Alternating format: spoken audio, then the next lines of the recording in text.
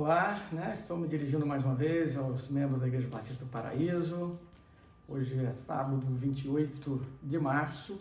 Quero também cumprimentar todos os demais que não são membros de nossa igreja, não congregam conosco, mas têm tido acesso às nossas mensagens. Que Deus abençoe a sua vida. Eu quero falar hoje sobre um assunto muito sério, mas também importante e necessário, que é o fim do mundo, né? Entre 1918 e 1920, aconteceu uma das maiores pandemias da história do universo.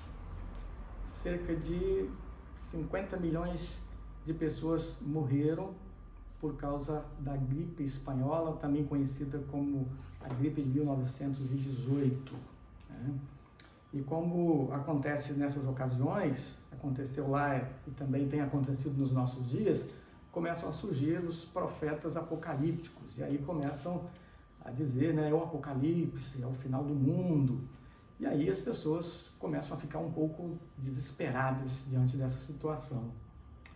A palavra de Deus, a Bíblia, é a nossa base, a nossa referência para tratar dessa questão do fim do mundo. Aí eu escolhi dois textos para a gente tratar aqui nessa ocasião. E o primeiro deles é um texto escrito pelo apóstolo Pedro, 2 Pedro, capítulo 3, verso 9 a 11. O apóstolo Pedro diz o seguinte: olha, o Senhor não demora a fazer o que prometeu, como alguns pensam. Pelo contrário, Ele tem paciência com vocês, porque não quer que ninguém seja destruído, mas deseja que todos se arrependam dos seus pecados. Porém, o dia do Senhor chegará como um ladrão. Naquele dia os céus vão desaparecer com um barulho espantoso e tudo que há no universo será queimado. A terra e tudo que existe nela vão sumir. Sabendo que tudo isso vai ser destruído assim, diz o apóstolo Pedro, então que tipo de gente vocês precisam ser? E ele diz, a vida de vocês deve ser agradável a Deus e dedicada a Ele. Pedro está tratando aqui acerca da volta de Jesus.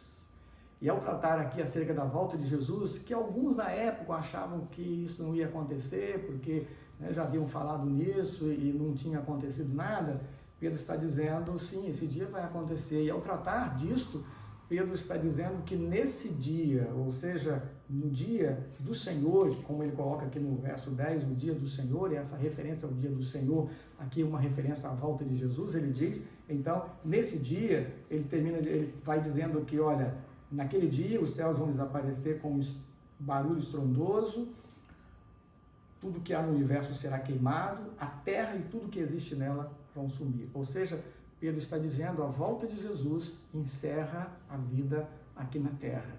Ou seja, na volta de Jesus o mundo acaba. É lógico que a gente precisa entender outros textos que tratam do assunto, uma vez, ainda que o mundo acabe com a volta de Jesus, a Bíblia diz que a gente tem uma outra etapa a ser vivida no futuro. Apocalipse capítulo 21 diz que há um novo céu e uma nova terra. E a Bíblia diz que Deus foi preparar através de Jesus morada para nós, casa para nós, ou seja, sim, o mundo termina, o mundo acaba com a volta de Jesus, mas Jesus vai nos levar e nós estaremos com Ele para sempre.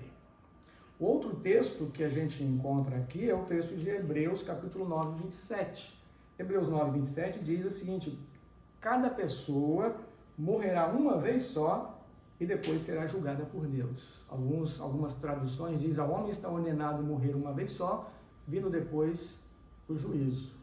Esse texto de Hebreus, quando ele diz que ao homem está ordenado morrer uma vez só, vindo logo em seguida o juízo, ele mostra claramente que uma vez que uma pessoa morre aqui na terra, ela não volta mais aqui para viver neste mundo.